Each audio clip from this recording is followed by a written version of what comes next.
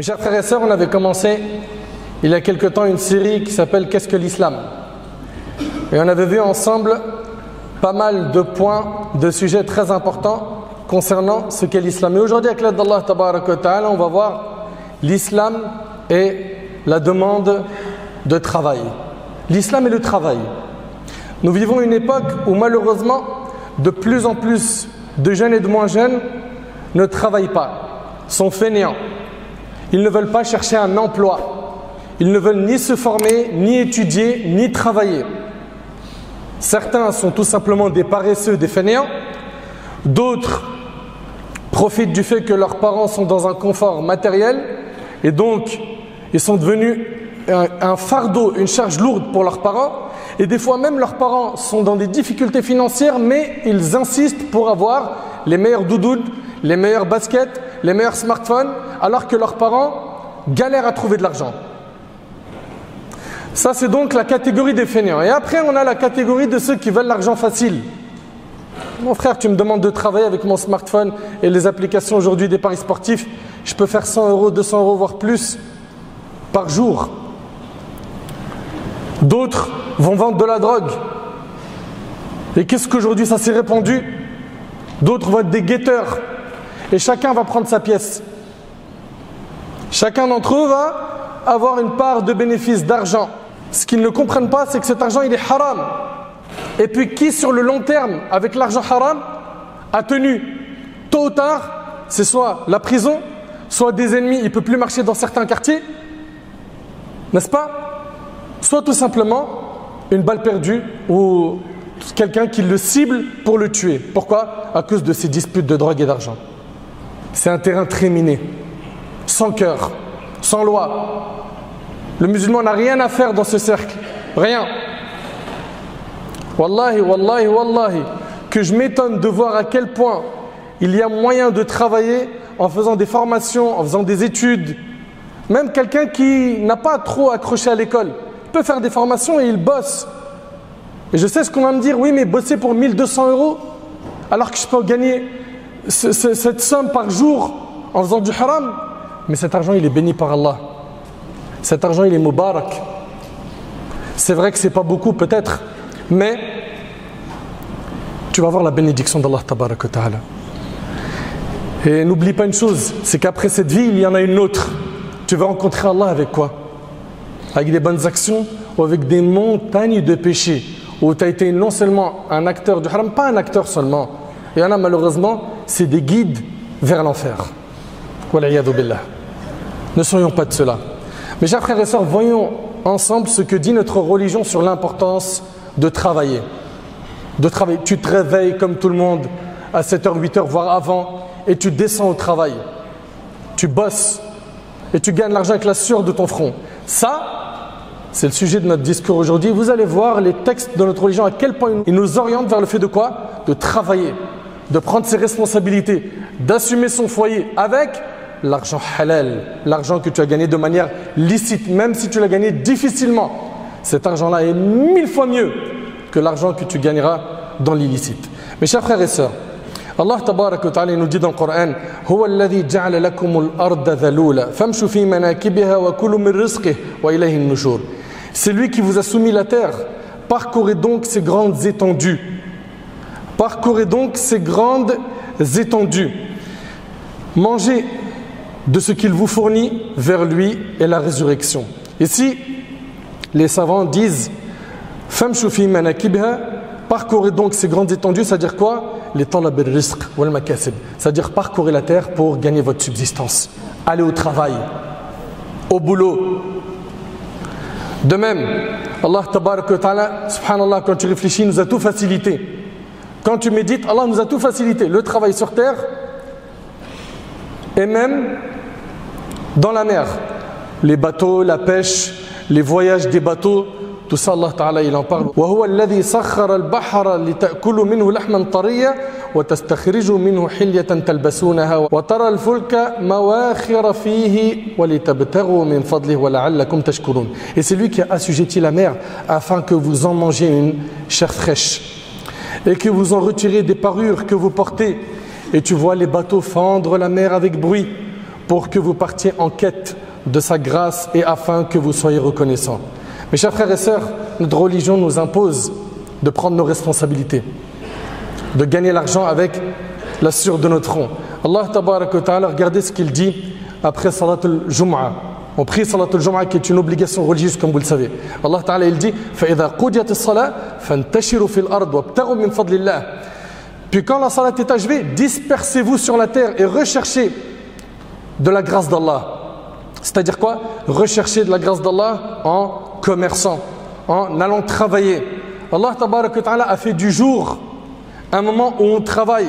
Allah ta'ala il dit وَجَعَلْنَا النَّهَارَ مَعَاشًا. Et Allah ta'ala a assigné le jour pour les affaires de la vie. Et les savants ils disent ici les affaires de la vie c'est de rechercher sa subsistance, de travailler. De même, le prophète sallallahu alayhi wa sallam nous a mis en garde contre le fait de tendre la main, de mendier, sauf dans les cas de nécessité. Regardez, selon Abdullah ibn Amr radiyallahu anhuma, le prophète sallallahu alayhi wa sallam a dit l'homme ne cesse de demander aux gens, c'est-à-dire il mendie, il tend la main jusqu'à ce qu'il se présente le jour du jugement sans peau sur son visage. Allahu Akbar. C'est-à-dire quoi? Juste les os du visage. Il n'a pas la peau, il n'a pas la chair. Rapporté par l'imam al-Bukhari. Et cela en signe d'humiliation. Subhanallah. Qu'est-ce qu'on attend aujourd'hui pour travailler? Et ce qui m'étonne encore plus, c'est ces jeunes diplômés qui ont fait énormément d'efforts dans leurs études, qui ont été diplômés, et à la fin, après avoir postulé 2-3 fois, il n'y a pas de boulot, ils restent à la maison. Ou bien ils vivent par les aides. Et certains vont même falsifier des documents pour toucher RSA et compagnie. N'est-ce pas une honte? C'est ça le musulman.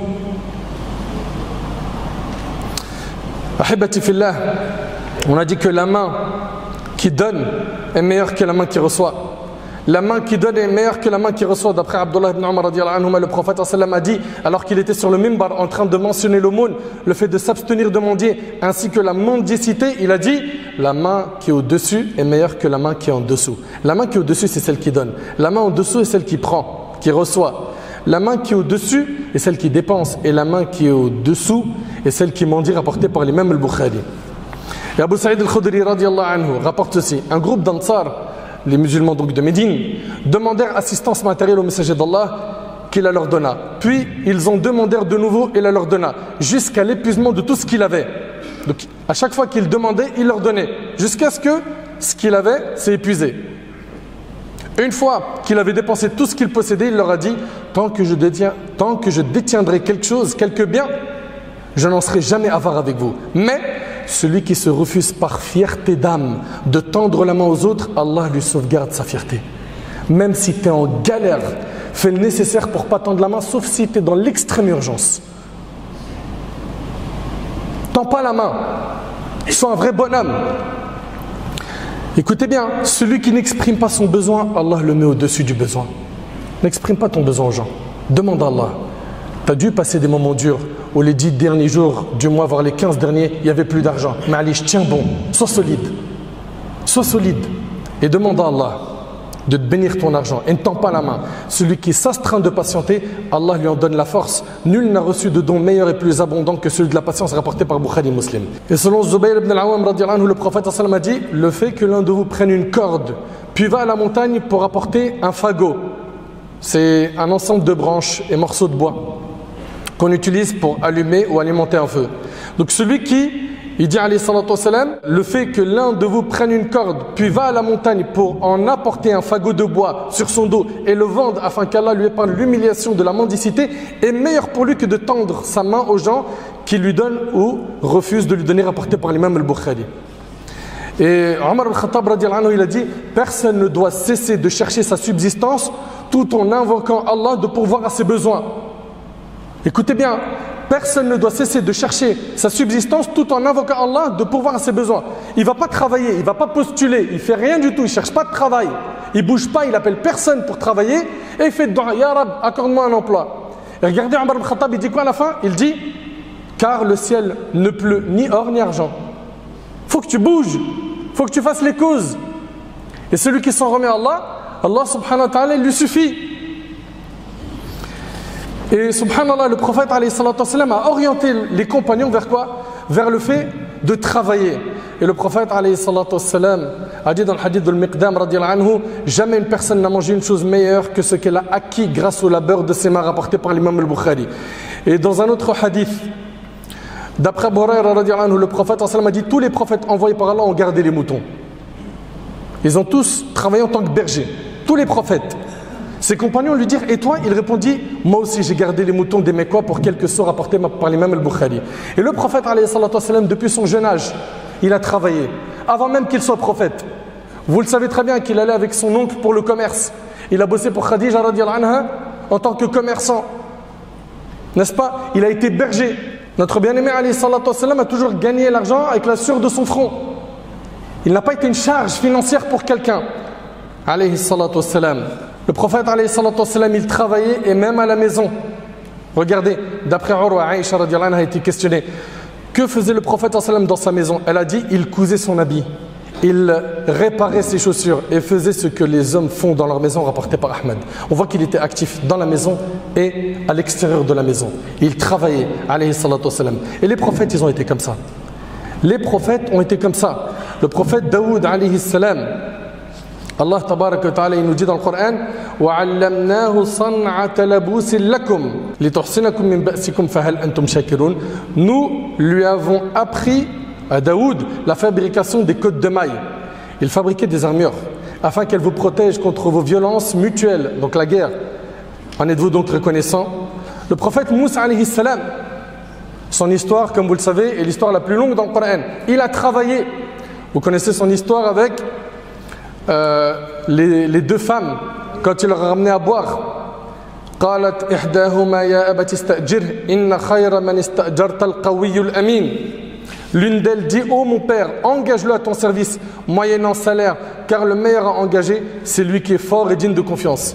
Et il a travaillé, Moussa alayhi salam, au service de cet homme. Ou certains tafassirs disent qu'il s'agit du prophète Shu'aib alayhi salam. C'est l'opinion de l'imam Malik rahimahullah. Les prophètes, ils ont travaillé. Ils ont travaillé. Regardez, le prophète Adam alayhi salam était agriculteur. Notre prophète Adam, il était agriculteur. Le prophète Idris alayhi salam, c'était un couturier. Le prophète Nuh alayhi salam, c'était un menuisier.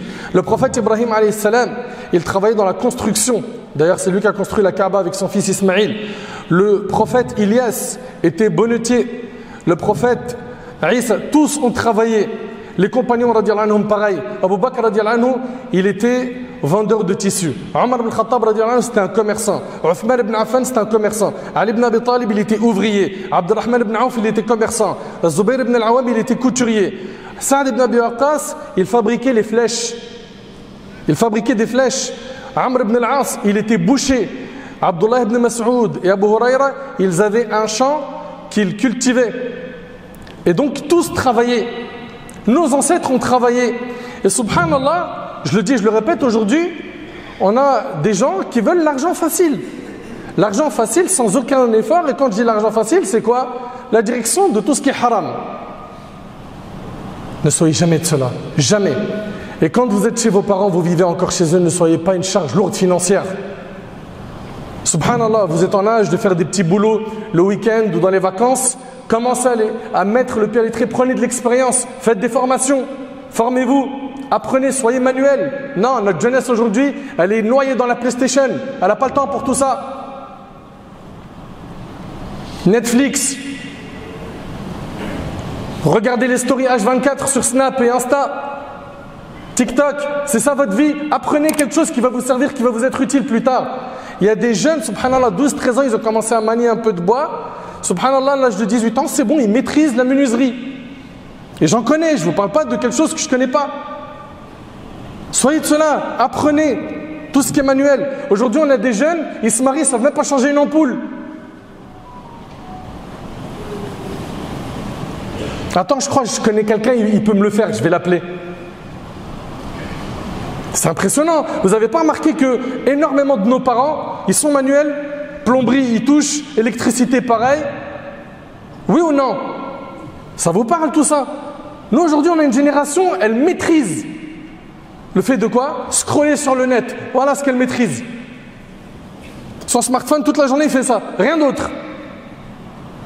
Bougez un peu. Apprenez.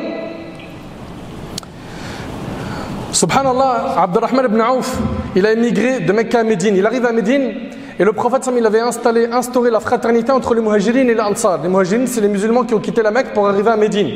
Les ansar, c'est les musulmans de Médine. Puis Saad ibn Rabi', il reçoit Abdurrahman ibn Auf et lui dit: je suis l'un des plus riches des musulmans de Médine. Il lui dit: je partage ma richesse en deux, je te donne la moitié de mes biens. Déjà, t'arrives à imaginer? Je te donne la moitié de mes biens. Mais à la fin de toutes les propositions qu'il a fait, ce noble compagnon, qu'est-ce qu'il lui a dit Abdurrahman ibn Auf? Il a dit: qu'Allah bénisse ta famille et tes biens. Montre-moi, il est où le marché? Il est parti au marché, il a travaillé, il a gagné de l'argent. Et wallahi, un de mes frères que j'aime en Allah, il m'a raconté une histoire qui m'a énormément touché. Il m'a dit: son père, il est venu du bled, il était soudeur. À l'âge de 50 ans, c'est difficile de trouver un métier quand tu es soudeur. Il dit: j'ai pas le souvenir que mon papa il est resté un jour à la maison. Tous les jours il sortait, il allait au marché, il travaillait et le frigo il était plein. On mangeait, on manquait de rien. Et pour pas aller très loin, nos parents quand ils sont venus en France, ils ne sont pas venus ici s'inscrire pour les aides sociales et ils sont restés à la maison à dormir. La majorité d'entre eux, ils sont partis travailler dans les usines. Ils ont travaillé dur. Et c'était très difficile pour eux de nous acheter des vêtements, etc. Pour beaucoup d'entre eux, pour ne pas généraliser. Nous, aujourd'hui, on vit dans le confort. On vit même dans une génération où on a beaucoup de pourris gâtés, des assistés. Ils ne savent rien faire. Ils manquent de rien. Nos parents, ce n'était pas ça. Il y en a parmi eux, ils ont dormi dans la rue. Il y en a parmi eux, ils ont mangé de la poubelle. Wallahi, j'en parle avec connaissance de cause. Ils n'avaient pas les moyens, ils n'avaient pas la langue française. Ils ne savaient pas parler français. Ils sont venus ici, ils sont restés à la maison ou ils ont travaillé? Ils ont travaillé comme des hommes. Et aujourd'hui, on a une génération, Allah al-Musta'an, où énormément de jeunes, ils ne bossent plus. Comment on monte un dossier pour toucher telle aide sociale et telle aide et telle aide et telle aide? Bien évidemment, ces aides-là, si tu es, comment dirais-je, si c'est légitime que tu les touches, il n'y a pas de problème. Mais ça falsifie des documents pour avoir des aides et inventer des problèmes juridiques. Pourquoi? Pour toucher plus d'argent. Craignez votre Seigneur. Levez-vous, travaillez comme tout le monde. Ouais, mais je ne peux pas, si je travaille et je délaisse le haram dans lequel je suis, je ne peux pas vivre dans le même confort, voyager comme je veux, manger dans les restos. C'est pas grave. Fais le Jannah, tu auras l'éternité pour t'amuser. Au paradis, tu auras l'éternité pour t'amuser. Tu es ici de passage. Regarde, à quel âge? Tu as passé combien d'années de ta vie? Qu'est-ce qui te reste à vivre? Allahu a'lam. Gagne donc cet argent par la sueur de ton front comme un homme. Ahibati fillah, comprenez, Allah yabarik fikum, que l'histoire de ne pas étudier, ok, je parle ici à l'école, collège, lycée, la fac, de ne pas exceller, ça c'est pas ce que vous devez viser. Non.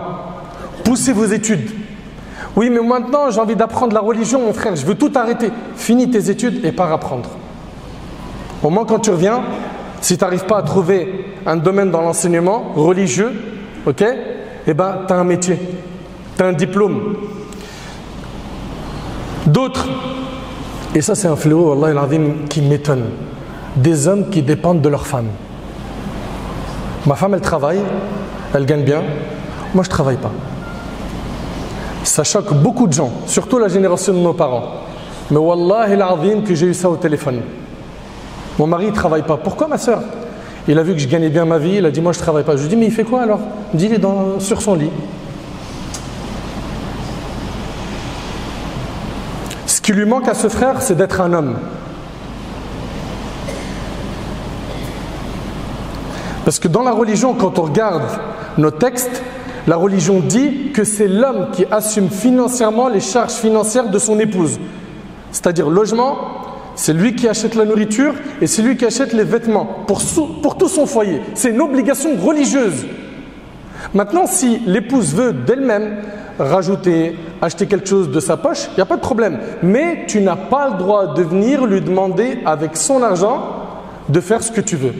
Non, c'est son argent, elle en fait ce qu'elle veut. Même si elle est plus riche que toi. Supposons que tu gagnes 1500 €, elle en gagne 3000, c'est à toi d'assumer le foyer de A à Z. Si elle veut aider, c'est ihsan minha, c'est de la bienfaisance de sa part. Mais ce n'est pas une obligation religieuse qui lui incombe. Mais c'est une musiba, c'est une catastrophe. Des frères qui dépendent de l'argent de leur femme. Je te le répète mon frère, même si elle est 1000 fois plus riche que toi, religieusement, c'est toi qui assumes le foyer, c'est pas elle. Ouais mais mon frère, elle a trop épargné. Elle fait ce qu'elle veut de son argent, dans le cercle bien évidemment licite, hein, tant que c'est cadré, mais tu n'as pas toi, ton mot à dire sur ton argent, je le veux ou je veux que tu achètes ça. Non, c'est à toi d'assumer ça financièrement. Et si vous ne me croyez pas, allez lire dans les livres de fiqh, de jurisprudence, vous verrez qui a la responsabilité d'assumer le foyer financièrement. C'est l'homme, même, je le répète, si la femme elle est 1000 fois plus riche que lui. Subhanallah. Donc travaille, gagne ta subsistance en bossant. Et le top mes frères, et c'est avec ça que je termine, ça sera le mot de la fin Inch'Allah, c'est fais le nécessaire, pourquoi? Pour être indépendant. Monte ton business, monte ton commerce. On entend tout le temps des gens qui disent j'arrive pas à faire la salat à l'heure, la Jumu'ah c'est compliqué, ou nos sœurs qui parlent de hijab, etc. Monte ta structure, monte ton business. Travaille, ok? Tu vas bien évidemment te fatiguer, œuvrer énormément, mais à la fin, là, ça payera. Tu auras au moins ce confort spirituel et tu seras tranquille. Montez vos projets. Et le commerce, c'était quelque chose qui a toujours été encouragé par notre religion. Commerce, lance-toi dans le business. Et bien évidemment, toujours, tu te renseignes pour rester dans le cadre licite. Le prophète, alayhi salatu wassalam, dans le hadith rapporté par Ahmadi, on lui a posé la question, quelle est la meilleure manière de gagner sa vie? Il répondit, en travaillant de ses mains ou par le biais d'une vente correcte. Et Allah Ta'ala il a dit, et quiconque craint Allah, il lui donnera une issue favorable et lui accordera ses dons par des moyens sur lesquels il ne comptait pas. Travaille, crains Allah, t'inquiète pas, Allah subhanahu wa ta'ala va te ramener ton risque. Ça c'est donc concernant l'importance du travail. La semaine prochaine, si Allah nous donne la vie, on parlera du comportement que le musulman doit avoir pendant son travail. J'implore Allah tabarak wa ta'ala de faire que ce prêche soit utile pour mes frères et pour mes sœurs. J'implore Allah tabarak wa ta'ala de nous accorder notre subsistance par des biais halal. J'implore Allah tabarak wa ta'ala de nous éloigner de tous les chemins haram. Et en ces temps de troubles difficiles que nous traversons à l'échelle nationale et internationale, où on voit que la Ummah elle a besoin du soutien de son Seigneur Azza wa Jal, je vous demande, barakallahu fikoum, de ne pas oublier tous les opprimés de la Ummah dans vos invocations. Pensez à eux dans vos du'as. Pensez à ceux qui sont victimes d'injustice. Pensez à ceux qui, malheureusement, vivent des grandes difficultés dans leur vie. J'implore Allah tabarak wa ta'ala de les soulager. J'implore Allah tabarak wa ta'ala de leur accorder une issue favorable et une délivrance rapide. Sallallahu subhanahu wa ta'ala yanfa'ani bima qultu wa yanfa'akum bima sami'tum.